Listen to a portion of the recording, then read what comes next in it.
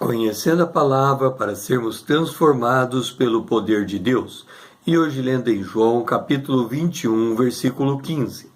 Depois de terem comido, perguntou Jesus a Simão, filho de João, amas-me mais do que estes outros? Ele respondeu, sim, Senhor, tu sabes que te amo. Ele lhe disse, apacenta os meus cordeiros. Temos visto que no contexto da batalha espiritual, Satanás só pode nos desferir seu golpe se o Senhor Deus permitir. E quando Deus permite, há um propósito que concorre para o nosso benefício espiritual. Ouça, Jeremias 29, versículo 11.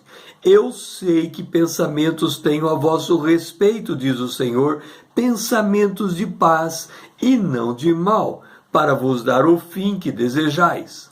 Nós, enquanto cristãos, precisamos rever como concebemos a batalha espiritual.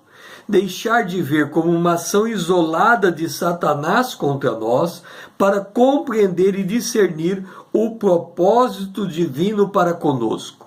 Considere o caso de Pedro. Ele fora duramente cirandado por Satanás. Negara o Senhor, chorara amargamente. Então veio a ressurreição e o seu encontro com o Senhor. E em que condição se deu esse encontro? Em torno de uma mesa, em uma refeição. E porventura, o Senhor acusou Pedro, lançou em rosto o seu medo. Jesus se ofendeu com a negação de Pedro? Não, de modo algum. Quem acusa é Satanás. O Senhor não veio para julgar, mas para salvar. Está em João capítulo 12, o versículo 47. E que pergunta fez o Senhor a Pedro? Tu me amas? Eis o verdadeiro antídoto para a tentação, amar o Senhor.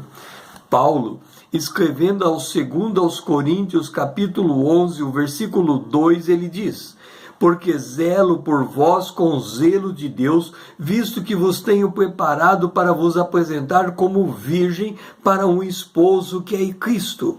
Este é o verdadeiro destino da igreja, ser noiva do Cordeiro. E o que caracteriza o relacionamento da noiva com o noivo, da esposa com o Cordeiro?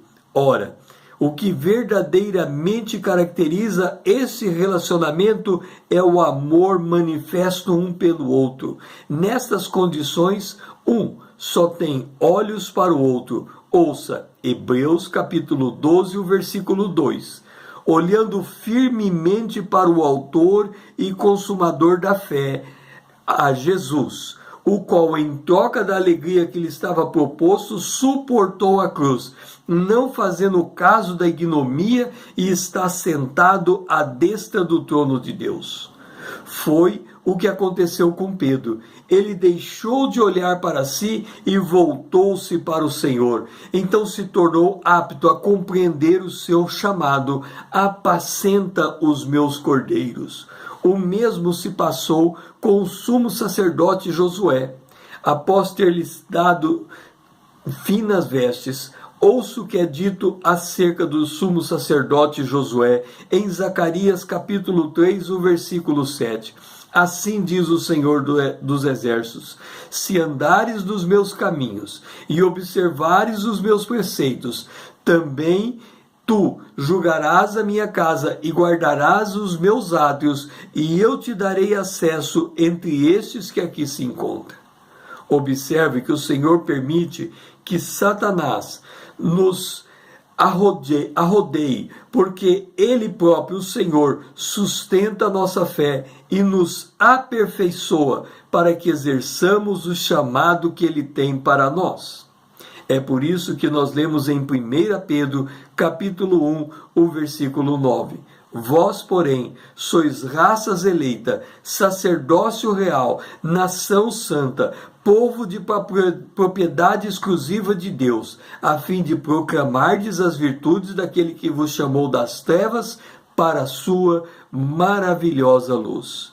E assim, nós estamos falando acerca desse contexto de batalha espiritual. O que nós temos que entender é que nós temos que dar glória a Deus por tudo que nos acontece, louvar a Deus em qualquer circunstância, mesmo quando somos objetos de tentação. Satanás, que está nos arrodeando, buscando a quem possa tragar, só pode agir contra a nossa vida quando ele tiver ordem dos céus. E se ele tiver uma ordem dos céus, é porque o Senhor está na terra sustentando a nossa fé. E ao sustentar a nossa fé, mesmo que sejamos cirandados, o Senhor está moldando o nosso caráter, porque ao descortinar em nós as verdades de Deus, ao descortinar em nós o propósito de Deus para com a nossa vida, nós encontramos a razão pela qual nós somos chamados: apacenta os meus cordeiros. E assim, ajudando mutuamente o outro, nós podemos cumprir aquilo que o Senhor tem para nós, o fato de sermos raça eleita, sacerdócio real, nação santa, povo de propriedade exclusiva de Deus, a fim de proclamarmos as virtudes daquele que nos chamou das trevas para a sua maravilhosa luz, e é nessa luz que nós estamos. O meu nome é César, usando da internet para com você compartilhar a palavra de Deus.